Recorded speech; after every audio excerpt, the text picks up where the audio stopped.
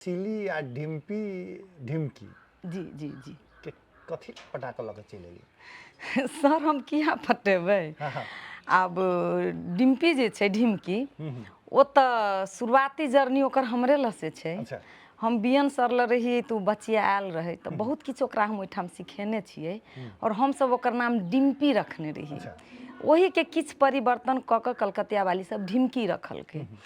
तो हमरा सबके टीम तो उथल पुथल भ गेलै, काम ढंग से नहीं होय, बियन सर निरंतरता नहीं दे। तो अब उ तो कलाकार भ गेली तो काम के जरूरत रहे तो कलकतिया वाली टीम में उ चलि गेलै। तो हमरा से किछु दिन अलग भ गेलै। अच्छा तै के बाद हमहूँ कलकतिया वाली लग किछु दिन काम केलिए 10 महीना। अच्छा 10 महीना काज के लिए जी 10 महीना हम काज केली। कियाकि हमरो आ बियन सर के कुछ बात नहीं मिलला के कारण से टीम हमर अलग भ गेलै। हम तो कलाकार काम नहीं करबै तो चाहबे करी। हाँ जीबै केना। हाँ मतलब कलाकारी जब जिंदगी बन जाइ छै तो एगो नशा भ जाइ छै ने सर। ओहि बगैर अहाँ नहीं जी सकै छी, चाहे अहाँ के कितनो सुख पुण्य किया नहीं भेट जायत, लेकिन कलाकारी नहीं भेटत त अहाँ के बेचैनी रहत। तो ओहि हिसाब से अविनाश झा जे कलकतिया वाली छै तो उ तो हमर बहुत नजदीकी रहे।